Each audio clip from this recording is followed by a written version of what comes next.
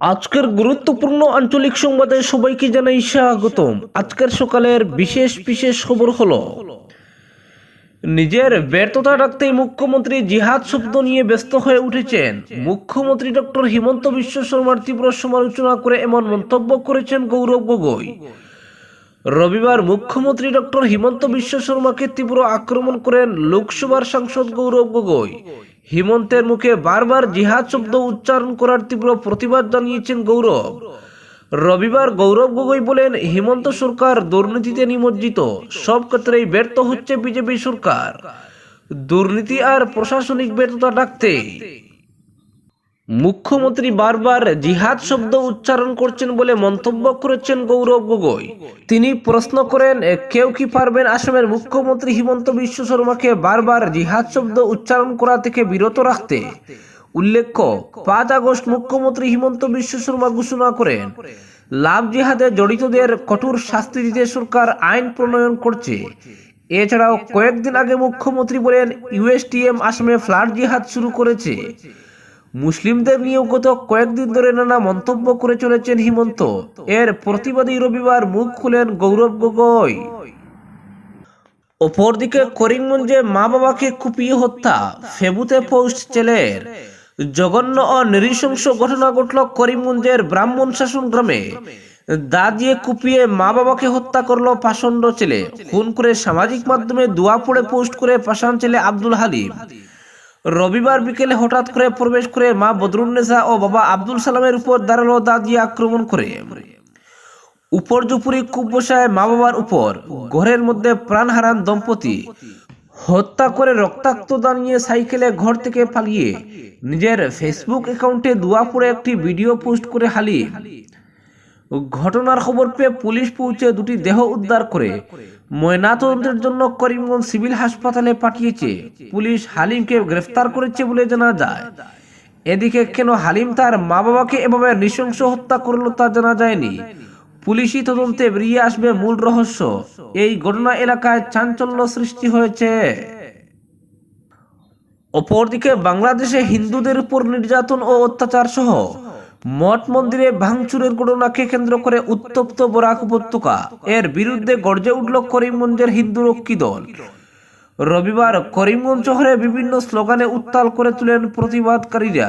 বাংলাদেশের উগ্র মৌলবাদীদের বিরুদ্ধে একাধিক স্লোগান তুলে শহরের আকাশ বাতাস কাঁপিয়ে তুলেন সনাতনী হিন্দু ধর্মাবলম্বী লোকেরা। শহরের প্রধান সড়ক পরিক্রমা করে বাংলাদেশের হিন্দু নির্যাতনকারীদের কড়া হুঁশিয়ারি দিলেন আন্দোলনকারীরা। তবে প্রশাসন কড়া নিরাপত্তা ব্যবস্থা গ্রহণ করে। এদিন করিমগঞ্জের হিন্দু রক্ষী দলের বিক্ষোভ মিছিলে বিভিন্ন সংগঠন অংশ নিলে বিশাল আকার ধারণে মিছিল। করিমগঞ্জ শহরে তীব্র যানজট সৃষ্টি হয়, স্তব্ধ হয়ে পড়ে শহরে যানবাহন। এদিন করিমগঞ্জ সীমান্ত সুতারকান্দি যাওয়ার পরিকল্পনা নিয়ে বের হওয়া প্রতিবাদকারীদের মিছিল আটকে দেয় পুলিশ প্রশাসন। অপরদিকে বন সহ অন্যান্য বিভাগীয় আধিকারিকদের নিয়ে মন্ত্রীর বৈঠক করিমগঞ্জে। সবুজ এবং স্বাস্থ্যকর পরিবেশ গড়ে তুলতে সমস্ত রাজ্য জুড়ে 3 কোটি বাণিজ্যিক চারা গাছ রোপণের উদ্দেশ্যে আসাম সরকারের এই বৃহৎ অমৃত বৃক্ষ আন্দোলন 2.0 অভিযান শুরু হয়েছে। এই ব্যাপক বৃক্ষরোপণ অভিযানের অংশ হিসেবে করিমগঞ্জ জেলায় 8 লক্ষ চারা গাছের রোপণ কার্য সুন্দর ও সফলভাবে সম্পন্ন করার উদ্দেশ্যে পরিবেশ তথা বন বিভাগের মন্ত্রী চন্দ্রমোহন পাটোয়ারি করিমগঞ্জ সফর করেন। রবিবার মন্ত্রীর উপস্থিতিতে জেলা শাসক মৃদুল যাদবের তত্ত্বাবধানে করিমগঞ্জ ডিসি কার্যালয়ের সভাকক্ষে পর্যালোচনা বৈঠক অনুষ্ঠিত হয়। বৈঠকে জেলা বন বিভাগের আধিকারিক চিরঞ্জীব পি জৈন পাওয়ার পয়েন্ট প্রেজেন্টেশনের মাধ্যমে এই অভিযানের সমস্ত কার্যকলাপ সম্পর্কিত বিবরণ বিস্তারিতভাবে তুলে ধরেন। অপরদিকে বাংলাদেশের প্রধান বিচারপতি পদে শপথ নিলেন সৈয়দ রেফাত আহমেদ। তার পূর্বসূরি উবাইদুল হাসান পদত্যাগ করার পরই এই পদে দায়িত্ব নিলেন তিনি। উল্লেখ্য, উবাইদুলকে শেখ হাসিনার অনুগত উল্লেখ করে তার পদত্যাগে আলটিমেটাম বেঁধে দিয়েছিল আন্দোলনকারী ছাত্ররা। এরপরই শনিবার বাংলাদেশের প্রধান বিচারপতি পদে ইস্তফা দেন তিনি। এবার তার স্থলাভিষিক্ত হলেন রেফাত। বাংলাদেশের রাষ্ট্রপতি তাকে এই পদে নিযুক্ত করেছেন। সৈয়দ রেফাত আহমেদ বাংলাদেশের হাইকোর্টের অন্যতম সিনিয়র বিচারপতি। রবিবার তাকে প্রধান বিচারপতি পদে শপথ বাক্য পাঠ করান রাষ্ট্রপতি মোহাম্মদ শাহাবুদ্দিন। সৈয়দ রেফাত বাংলাদেশের 25তম প্রধান বিচারপতি। তিনি ঢাকা বিশ্ববিদ্যালয় সহ আমেরিকার অক্সফোর্ড এবং টাফটস ইউনিভার্সিটি থেকে পড়াশোনা করেছেন। উল্লেখ্য, গত সোমবার ছাত্র বিক্ষোভের মুখে শেখ হাসিনা বাংলাদেশ থেকে পালিয়ে ঢাকায় আশ্রয় নেন। তার সরকারের বিরুদ্ধে যথেচ্ছভাবে মানবাধিকার লঙ্ঘন এবং গত 15 বছরের শাসনে একাধিক রাজনৈতিক প্রতিদ্বন্দ্বীকে খুন করার অভিযোগ রয়েছে। হাসিনার দেশ ত্যাগের পরই তার নিযুক্ত করা একাধিক আমলা পদত্যাগ করেছেন, অনেককে আবার জোর করে সরিয়েও দেওয়া হয়েছে। এই তালিকায় রয়েছেন জাতীয় পুলিশ প্রধান এবং কেন্দ্রীয় ব্যাংকের গভর্নর। এই তালিকায় সর্বশেষ সংযোজন বাংলাদেশের প্রধান বিচারপতি উবাইদুল হাসান। অপরদিকে কালাইনের রাজপথে ধানের চারা রোপণ যুবক কংগ্রেসের। দীর্ঘদিন ধরে বেহাল 6 নম্বর জাতীয় সড়ক। ক্ষেতের মাঠ নয়, রাজপথে রোপণ করা হলো ধানের চারা। রবিবার দুপুরে 6 নম্বর জাতীয় সড়কের কালাইনে দেখা গেল এমন এক দৃশ্য, আর এই কাজটি করলো যুবক কংগ্রেস। দীর্ঘদিন থেকে বেহাল রাজপথে এদিন ধানের চারা লাগিয়ে প্রতিবাদ করলেন যুবক কংগ্রেস কর্মীরা। প্রতিদিনের মতো রবিবারও কর্দমাক্ত চেহারা নিয়ে স্বাভাবিক সন্ধে ছিল কালাইন বাজার এলাকা। জল কাদা মারিয়ে চলছিল যানবাহন। দীর্ঘদিন থেকেই এভাবেই চলছে, কোনো পরিবর্তন নেই। রাস্তার পিচ উঠে গিয়ে সৃষ্টি হয়েছে বিশাল বিশাল গর্ত। দিগরখাল থেকে খাটিগোড়া চৌরঙ্গি পর্যন্ত একই অবস্থা। বৃষ্টি হলেই কালাইন বাজার এলাকায় সৃষ্টি হয় অবর্ণনীয় পরিস্থিতি। এখনো পরিস্থিতির মধ্য দিয়ে চলছে যানবাহন, চলাচল করছেন সাধারণ মানুষও।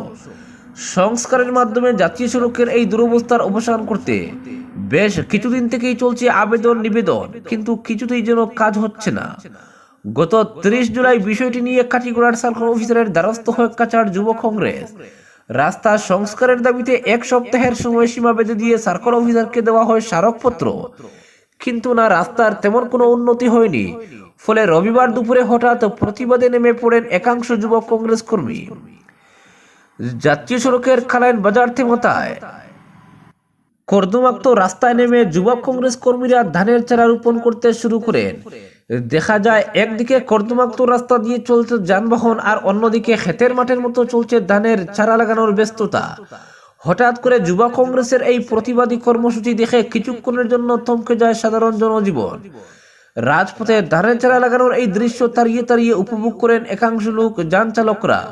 প্রতিবাদী এই কর্মসূচিকে সমর্থন করেন প্রত্যক্ষদর্শীরা। এদিন ধানের চারা রোপণ করার পর যুব কংগ্রেস কর্মীরা কর্দমাক্ত রাস্তা দাঁড়িয়ে বিক্ষোভ দেখান। জেলা যুব কংগ্রেস সম্পাদক সৈয়দ আনোয়ার ক্ষোভ প্রকাশ করে বলেন, সার্কেল অফিসারের কাছে রাস্তা সংস্কারের দাবি জানিয়ে স্মারকপত্র প্রদান করার পরও রাস্তা সংস্কারের ক্ষেত্রে আশানুরূপ সাড়া মিলেনি। ফলে প্রতীক হিসেবে রাস্তায় ধানের চারা রোপণ করে প্রতিবাদ সাব্যস্ত করা হয়েছে। এরপরও শীঘ্রই রাস্তা সংস্কার না হলে রাস্তা অবরোধ করে থমকে দেওয়া হবে বরাক গুয়াহাটি সংযোগী এই পথে যান চলাচল। প্রসঙ্গত, দীর্ঘদিন থেকে বেহাল অবস্থায় রয়েছে বরাক উপত্যকার সঙ্গে গুয়াহাটি সংযোগী এই জাতীয় সড়ক। চলতি বছরের শুরু থেকেই বিবর্ণ চেহারা নিয়ে দাঁড়িয়ে আছে গুরুত্বপূর্ণ এই সড়কটি। 6 নম্বর জাতীয় সড়ক কিন্তু শুধু বরাকের জন্য গুরুত্বপূর্ণ নয়। এই সড়ক ত্রিপুরা, মিজোরামেও দেশের অন্যান্য অংশের সঙ্গে যোগাযোগের একমাত্র মাধ্যম। কিন্তু তারপরও দীর্ঘদিন থেকে বেহাল অবস্থায় রয়েছে সড়কটি। মাঝে মধ্যে জোড়াতালির কাজ চললেও অবস্থার তেমন কোনো পরিবর্তন হচ্ছে না। অপরদিকে মাছ ধরতে নদীতে গিয়ে তলিয়ে গেলেন বৃদ্ধ। ঘটনার সঙ্গে সঙ্গে নদীতে নেমে তল্লাশি শুরু করলেও খোঁজ মেলেনি ওই বৃদ্ধের। রবিবার চাঞ্চল্যকর এই ঘটনাটি ঘটেছে 5 গ্রাম থানা এলাকার সন্তোষনগর কলোনিতে। জানা গেছে, স্থানীয় বাসিন্দা 65 বছর বয়সের সুভাষ চৌধুরী প্রতিদিনের মতো রবিবার মাছ ধরতে যান বাড়ির পাশে থাকা বরাক নদীতে। প্রায় 3-4 ঘন্টা পেরিয়ে গেলেও তিনি বাড়িতে আসেননি। পরিবারের লোকজন চিন্তিত হয়ে নদীর তীরে খুঁজতে বের হন। তারা দেখতে পান মাছ ধরার বড়শি রয়েছে নদীর তীরে, কিন্তু সুভাষ নিখোঁজ। তখন তাদের আর বুঝতে বাকি থাকেনি যে তিনি নদীর জলে তলিয়ে গেছেন। সঙ্গে সঙ্গে চিৎকার চেঁচামেচি শুরু হয়। খবর দেওয়া হয় পুলিশে। পুলিশ, এসডিআরএফ ও ডিডিআরএফ এর দল নিয়ে ঘটনাস্থলে পৌঁছে বরাক নদীতে শুরু করে তল্লাশি অভিযান। 3-4 ঘন্টা নদীতে তল্লাশি চালালেও সন্ধান মিলেনি সুভাষের। পরে সন্ধ্যা গড়িয়ে আসায় তল্লাশি বন্ধ করে দেওয়া হয়। আজ ফের তল্লাশি চালানো হবে। তবে স্থানীয় মানুষের ধারণা, তিনি নদীর তীরে বসে বড়শি দিয়ে মাছ ধরতে গিয়েছিলেন। সম্ভবত নদীর পার ভেঙে হঠাৎ তিনি নদীতে তলিয়ে যান। এদিকে সুভাষের একমাত্র পুত্র কর্মসূত্রে মিজোরামে রয়েছেন। নদীতে পিতা তলিয়ে যাওয়ার খবর পেয়ে বাড়ির উদ্দেশ্যে রওনা দিলেও মিজোরামের পাহাড়ি এলাকায় জাতীয় সড়কে দোষ পড়ায় মাঝপথে আটকা পড়েন বলে জানিয়েছেন সুভাষের মা। অপরদিকে আজ হাইলাকান্দি জেলায় হরগড় তেরঙ্গার র্যালি, ক্যানভাস কনসার্ট, নাগরিকদের মধ্যে দেশপ্রেমবোধ সুদৃঢ় করতে আজ থেকে হাইলাকান্দি জেলায় জেলা প্রশাসনের উদ্যোগে হরগড় তেরঙ্গায় বিভিন্ন কর্মসূচি হাতে নেওয়া হয়েছে। এর অধীনে আজ থেকে শিক্ষাঙ্গনগুলিতে তেরঙ্গা র্যালি, তেরঙ্গা ক্যানভাস আয়োজন চলবে। পাশাপাশি হাইলাকান্দি টাউন হলে আজ বিকেল 4টায় তেরঙ্গা কনসার্টের আয়োজন করা হয়েছে। এছাড়া তেরঙ্গা মেলারও আয়োজন চলবে। এদিকে আজ জেলার সরকারি কার্যালয় ও শিক্ষাঙ্গনগুলিতে নেশামুক্ত ভারত অভিযানের অঙ্গ হিসেবে শপথ নেওয়া হবে। জেলা প্রশাসন থেকে প্রচারিত এক আবেদনে এসব কর্মসূচি সফল করে তুলতে সবাইকে সামিল হবার অনুরোধ জানানো হয়েছে। অপরদিকে অপার বাংলার অস্থিরতার জেরে ভারত বাংলাদেশ সীমান্তে আসাম পুলিশ প্রতিবেশী দেশের বর্তমান পরিস্থিতির পরিপ্রেক্ষিতে কোনো ব্যক্তি যাতে অবৈধভাবে আসামে প্রবেশ করতে না পারে সেটা নিশ্চিত করতে ভারত বাংলাদেশ সীমান্তে উচ্চ সতর্কতায় রয়েছে আসাম পুলিশ।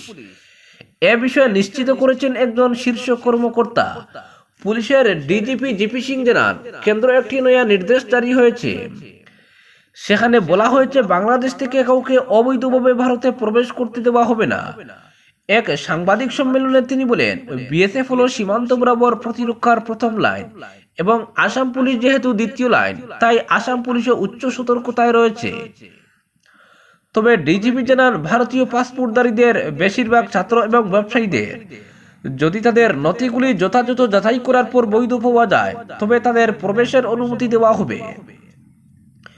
এর সাথে তিনি এও বলেন যে কেন্দ্র আরেকটি নির্দেশ জারি করেছে যে বাংলাদেশের নাগরিকদের একটি নিরাপদ করিডোরের মাধ্যমে তাদের পাসপোর্ট এবং ভিসার যাচাই করার পরে তাদের দেশে তাদের ফিরে যেতে দেওয়া হবে। ডিজিপি আসামে আসন্ন স্বাধীনতা দিবস উদযাপনের ব্যবস্থা সম্পর্কে বলেন, রাজ্যে নিরাপত্তা নিশ্চিত করতে পর্যাপ্ত পদক্ষেপ গ্রহণ করা হয়েছে।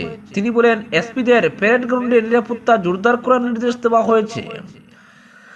আসাম অরুণাচল প্রদেশ সীমান্তে আলফা জঙ্গিদের উপস্থিতির সংবাদ পাওয়ার পর নিরাপত্তা ব্যবস্থা পর্যালোচনা করতে আসামের বেশ কিছু জেলা পরিদর্শন করেছেন শীর্ষ পুলিশ কর্মকর্তা। তিনি বলেছিলেন, আমরা পুলিশ, সেনাবাহিনী, সিআরপিএফ এবং আসাম রাইফেলসের সাথে বর্তমান পরিস্থিতি পর্যালোচনা করেছি এবং দলটিকে নিরপেক্ষভাবে কাজ করার জন্য প্রয়োজনীয় পদক্ষেপ নিয়ে আলোচনা করেছি। এমনকি ডিজিপি এও বলেন যে যদি আলফা জঙ্গিদের কিছু বলার থাকে তাহলে কেন্দ্র ও রাজ্য সরকার তাদের সাথে আলোচনায় বসতে প্রস্তুত। আজকের বিশেষ সংবাদ এখানেই সমাপ্ত।